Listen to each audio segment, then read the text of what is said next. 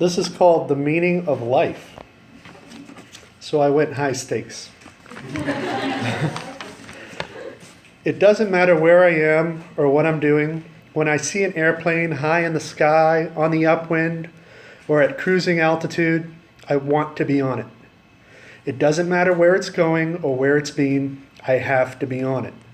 Because no place is ever quite right. For many years, I convinced myself of a falsity that I thought I was reading too much into. I thought it was that most people were shy. I hadn't perceived it as an act of unfriendliness or a lack of kindness. But their inaction grew deafening. I couldn't stop seeing what's never there. A willingness to engage. They get up to leave just as I sit, turn their backs as I make my approach, put their earbuds in as I open my mouth. I find them a little later, sitting elsewhere. I observe as they stay seated while others sit adjacent and begin conversing. Again and again this happens. Later on, I engage with a friendly hello. Suddenly, I am the looming aggressor. I have committed a terrible wrong. And so, into darkness I descend, convincing myself that it's for the best. In the darkness I stay until it becomes the environment I am most familiar with, most comfortable in. And now I get caught up, stumped up, locked up. When an engagement does come, the social order has become alien, and I work hard to reorient myself, domesticate, familiarize, localize. But none of it comes natural. The stigmata of the darkness is visible and blinding. But vision loss is the least of my worries. Pain has staked a claim on my attention, and I cover up the pain with unconvincing ideas which I accept at face value. Meanwhile, things get worse in that alien place called the real world. People convince themselves of destructive lies, why they shouldn't be afraid of the things that we all should absolutely be terrified of.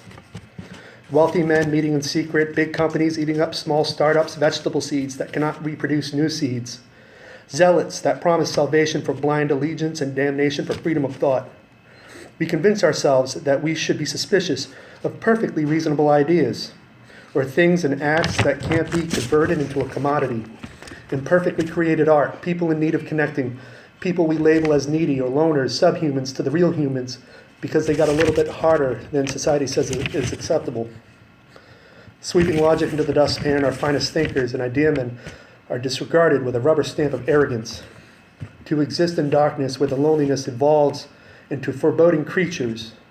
To exist in darkness where the loneliness stalks, entices, and convinces you to desire, need, and crave all of its empty offerings. The darkness is damp and musty, reeking of ancient feces. It is windless, breezeless. Stale smoke stays put in every vector and sector. It is silent. Silence is deafening as the irreparable damage caused by all this fucking inaction.